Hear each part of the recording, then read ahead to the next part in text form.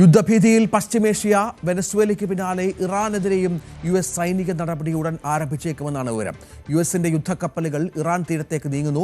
MG Mithun വിവരങ്ങളുമായി ചേരുകയാണ്. മിഥുന്, നേരത്തെ മുതൽ തന്നെ ഇത്തരം ചില ഭീഷണികളുണ്ട്. പക്ഷേ ഇടയ്ക്ക് അമേരിക്ക ഒന്ന് പിന്മാറിയിരുന്നു. അത് റഷ്യയുടെ ഇടപെടലുമായി ബന്ധപ്പെട്ട്, ഇസ്രായേലിന്റെ ചില മുന്നറിയിപ്പുകളുമായി ബന്ധപ്പെട്ടൊക്കെ ആയിരുന്നു.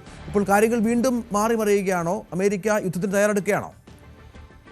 രഞ്ജിത്ത്, നമുക്ക് ലഭ്യമാകുന്ന വിവരങ്ങൾ അനുസരിച്ച് അത്തരത്തിലൊരു സാഹചര്യത്തിലേക്ക് പശ്ചിമേഷ്യ വീണ്ടും നീങ്ങുന്നു എന്നുള്ളത് തന്നെയാണ്. നേരത്തെ തന്നെ നമുക്കറിയാം US-ന്റെ വാർഷിപ്പുകളൊക്കെ ഇറാന്റെ തീരത്തോട് അല്ലെങ്കിൽ ഇത്തരത്തിൽ കടലിൽ ഒക്കെ വിന്യസിച്ചിരുന്നു നമ്മൾ കാണുകയും ചെയ്തതാണ്. അതിന് പിന്നാലെ റഷ്യയുടെയൊക്കെ ഒരു ഇടപെടൽ വന്നതിന് ശേഷമായിരുന്നു സാമ്പത്തികമായിട്ടുള്ള അല്ലെങ്കിൽ അത്തരത്തിൽ ഊർജ്ജ മേഖലയൊക്കെ ലക്ഷ്യം വെച്ചുകൊണ്ട് വലിയ ഉപരോധം ഏർപ്പെടുത്തിക്കൊണ്ട് ഇറാനെ വീഴ്ത്താമെന്നുള്ളൊരു ചിന്ത അല്ലെങ്കിൽ അങ്ങനെ ഒരു നീക്കത്തിലേക്ക് അമേരിക്ക കടക്കുകയും ചെയ്ത് പിന്നാലെ US പ്രസിഡന്റ് തന്നെ വ്യക്തമാക്കി അത്തരത്തിലൊരു സൈനിക അട്ടിമറിയോ അങ്ങനെയുള്ളൊരു സാഹചര്യമോ ഉണ്ടാകില്ല, യുദ്ധ സമാനമായ സാഹചര്യത്തിലേക്ക് കാര്യങ്ങൾ പോകില്ല എന്നുള്ളതും അങ്ങനെ അമേരിക്ക വീണ്ടും പിൻവാങ്ങുന്നു എന്ന രീതിയിലൊക്കെ ആയിരുന്നു കാര്യങ്ങളുണ്ടെങ്കിൽ ഇപ്പോൾ ആ സ്ഥിതികൾ മാറുന്നു എന്നുള്ളതാണ്. ഒരു തരത്തിലും വിട്ടുവീഴ്ചയ്ക്ക് ഇറാൻ തയ്യാറാകാത്ത പശ്ചാത്തലത്തിൽ കൂടി ഒരു യുദ്ധത്തിൻ്റെ പ്രതീതി സൃഷ്ടിക്കുന്ന തരത്തിൽ വാർഷിപ്പുകൾ മുന്നോട്ട് നീങ്ങുന്നു എന്നുള്ളതാണ്.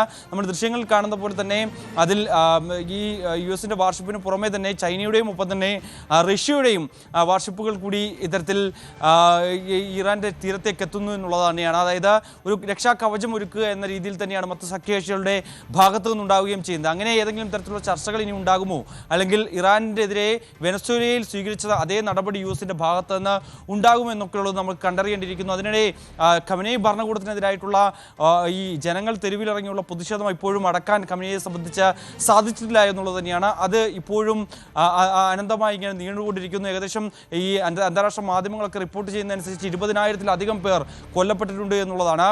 ചില അന്തർദേശീയ മാധ്യമങ്ങളൊക്കെ റിപ്പോർട്ട് ചെയ്യുന്നതനുസരിച്ച് കൊടിയ പീഡനം ഇത്തരത്തിൽ ജയിലിലാക്കപ്പെട്ടവർക്ക് നേരിടേണ്ടി വരുന്നു എന്നടക്കമുള്ള ചില റിപ്പോർട്ടുകൾ കൂടി ചൂണ്ടിക്കാണിക്കുന്നുണ്ട്. അതായത് വളരെയധികം തണുപ്പുള്ള കാലഘട്ടമാണ് ഇപ്പോൾ ഇറാനെ സംബന്ധിച്ച്. അപ്പോൾ ജയിലിൽ അതിക്രൂരമായിട്ടുള്ള നടപടികൾ ഈ അക്രമികൾക്കെതിരെ അല്ലെങ്കിൽ ഈ അറസ്റ്റിലായിട്ടുള്ള ജനങ്ങൾക്കെതിരെ ഭരണകൂടം സ്വീകരിക്കുന്നു എന്നുള്ള രീതിയിലുള്ള ചില വിമർശനങ്ങളും അത്തരത്തിലുള്ള ചില ആരോപണങ്ങളും ഉയർന്നു വരുന്നുണ്ട്. മറ്റൊന്ന്, മൃതദേഹങ്ങൾ ഇപ്പോൾ പുറത്തു വന്നിട്ടുള്ള ഈ മാധ്യമങ്ങൾ റിപ്പോർട്ട് ചെയ്യുന്നതനുസരിച്ച് അല്ലാതെ അതിലും കൂടുതൽ ആളുകൾ ഇറാനിൽ കൊല്ലപ്പെട്ടിട്ടുണ്ട് എന്നുള്ളതാണ്. സ്ഥിതി അതിസങ്കീർണമായി തുടരുന്നു എന്നുള്ളതാണ്. ജനജീവിതം കൂടുതൽ ദുസ്സഹമായി മുന്നോട്ട് പോകുന്നു എന്നുള്ളതാണ്. നിലവിലെ സാഹചര്യത്തിൽ ഈ മറ്റു ഉപരോധങ്ങൾ അമേരിക്കയുടെ ഭാഗത്തുനിന്ന് ഏർപ്പെടുത്തുകയും അങ്ങനെ അതായത് അമേരിക്കൻ യുദ്ധക്കപ്പലുകൾ ഇറാനിൽ നേരത്തെ തന്നെ ചില യുദ്ധക്കപ്പൽ ഇറാൻ കേന്ദ്രീകരിച്ച് യാത്ര തുടർന്ന് ആരംഭിച്ചിരുന്നു. ഇപ്പോൾ കൂടുതൽ കപ്പലുകൾ അങ്ങോട്ടേക്ക് എത്തുന്നു. ഒപ്പം മിഥുൻ, റഷ്യയുടെയും ചൈനയുടെയും മറ്റും പ്രതിരോധം ഇതുമായി ബന്ധപ്പെട്ട ഏതെങ്കിലും ആക്രമണം ഉണ്ടായാൽ സംഭവിച്ചാൽ അത് വല്ലാത്തൊരു അസ്വസ്ഥതയ്ക്ക് കാരണമാകും. സംശയമില്ല, ഗൗരവതരമായ സാഹചര്യം സൃഷ്ടിക്കുകയും ചെയ്യും.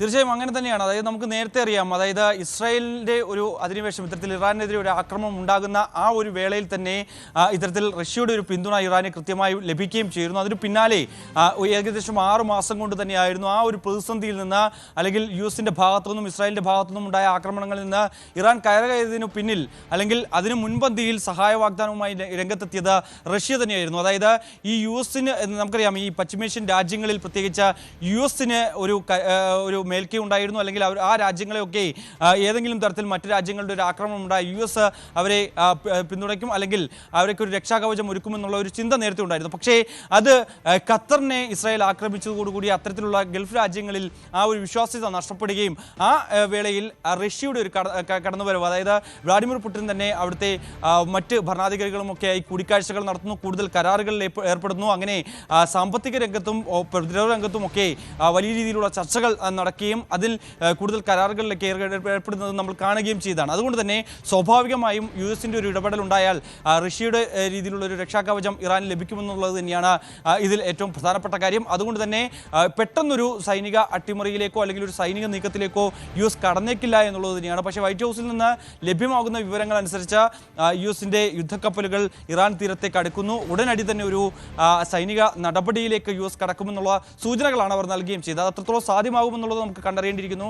അതിൽ മറ്റ് രാജ്യങ്ങളുടെ ഇടപെടലൊക്കെ ഉണ്ടാകുമ്പോൾ അത് പശ്ചിമേഷ്യ സംബന്ധിച്ച് മറ്റൊരു യുദ്ധ ഭീതിയിലേക്ക് പോകാൻ പാടില്ല എന്നുള്ള ദൃഢനിശ്ചയം മറ്റ് രാജ്യങ്ങൾക്കുമൊക്കെ ഉണ്ട്. അതായത് ഇറാനെ സംബന്ധിച്ച ഏറ്റവും കൂടുതൽ എണ്ണ ഉൽപ്പാദിപ്പിക്കുന്ന രാജ്യങ്ങളിൽ ഒന്ന് തന്നെയാണ്. അതുകൊണ്ട് തന്നെ അങ്ങനെ ഒരു രാജ്യത്തിന് മേൽ ഇത്രയും കടുത്ത ഉപരോധവുമായി അല്ലെങ്കിൽ കടുത്ത നടപടിയുമായി യുഎസിന്റെ ഭാഗത്തുനിന്നൊരു നീക്കമുണ്ടായാൽ അത് മറ്റ് രാജ്യങ്ങളും അക്കാര്യത്തിൽ കൃത്യമായ ഇടപെടലുണ്ടാകും, പ്രത്യേകിച്ച് റഷ്യയും ചൈനയും എന്നുള്ളത് തന്നെയാണ്. നിലവിൽ യുഎസിന്റെ യുദ്ധക്കപ്പൽ അങ്ങോട്ടേക്ക് ഇറാന്റെ തീരം ലക്ഷ്യമാക്കി നീങ്ങുന്നു. ഉടനടി തന്നെ ഒരു അട്ടിമറി, സൈനിക അട്ടിമറി ഇത്തരത്തിൽ യുഎസിന്റെ ഭാഗത്തുനിന്ന് ഉണ്ടാകുന്നു എന്നുള്ള വിവരങ്ങളാണ് ഈ ഒരു ഘട്ടത്തിൽ പുറത്തു വരുന്നത്. തീർച്ചയായും അതാണ് വിവരം. ഏതായാലും പശ്ചിമേഷ്യയിൽ സാഹചര്യങ്ങൾ ഒട്ടും സുഖകരമല്ല എന്നുള്ളതാണ്.